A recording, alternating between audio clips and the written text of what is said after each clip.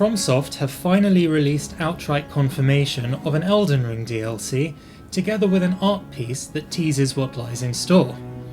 They say a picture is worth 1,000 words, and this one has certainly fired up our imaginations.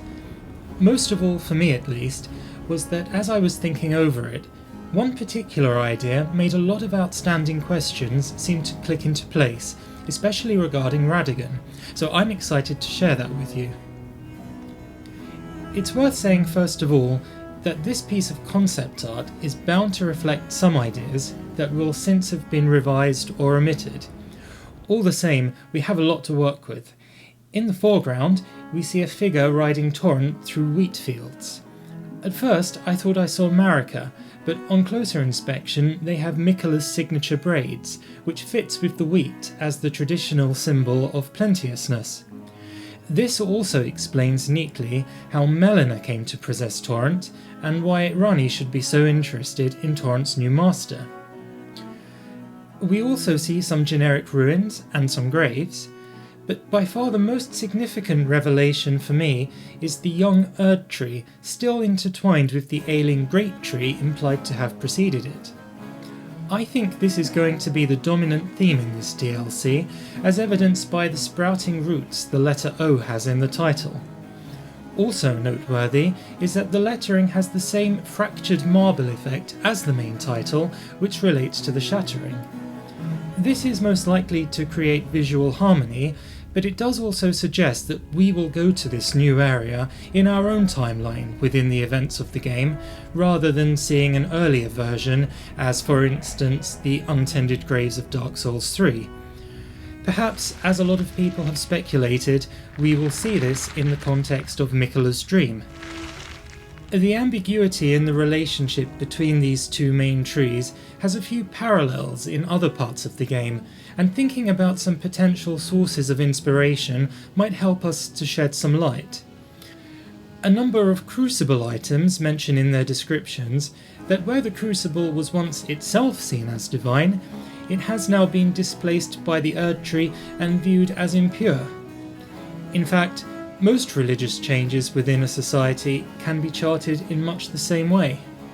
The Erdtree can perhaps be said to play the role of the New Testament eclipsing the Old, or perhaps of one faith replacing another. The religious landscape of Elden Ring is littered with just as many broken idols as the real world is.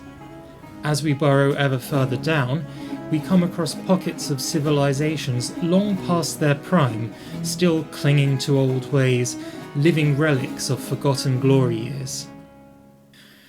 This theme of emerging opposition made me think especially of Marika and Radagon, how one sprung up from within the other, and how, at least for a time, they are held together in a certain tension, no longer just one, but not yet distinct.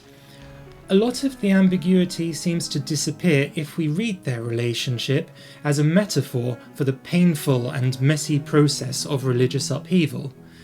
In fact, a lot of outstanding questions and contradictions in the lore of Elden Ring seem to make much more sense if the plot is taken as a commentary on the demise of the old Norse mythology which the game is based on. Perhaps I'm wrong to say that this is a view of the young Erdtree and the old great tree. It could just as easily be the death or splitting of the Erdtree. In any case, the point about epoch change remains, whether the beginning of a golden age or the end of one. We see throughout the lands between signs of decay and renewal, what happens when the mighty fall and when power disperses, and the game also follows in the classical storytelling traditions of using its main characters both as the source of drama, but also as archetypes for exploring the bigger themes metaphorically. I'm going to go against the majority opinion and say I don't think the relationship of the trees to the world is parasitic. A lot has been said about how the Erdtree feeds in from bodies brought to its roots, but that's simply how trees work, and even the great tree has its own roots which draw up power from the well springs of the earth. The important point is that the Erdtree has transformative power. It doesn't just take and absorb, but it also gives and nourishes. Its sap, seeds, and even the dew dropping from its leaves bestow life and blessing. As the Blessed Dew talisman explains, there's a reason the Erdtree became the new object of faith. Of course, Miquella is associated with another tree in this world, the Halig tree in the far north. How this all fits in remains to be seen.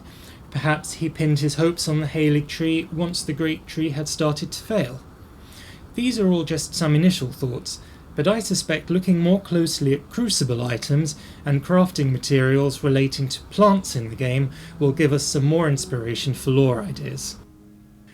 In terms of gameplay implications, a DLC relating in part to Miquella may well have some new sleep weapons for St. Trina, or new crucible or faith items relating to the two trees.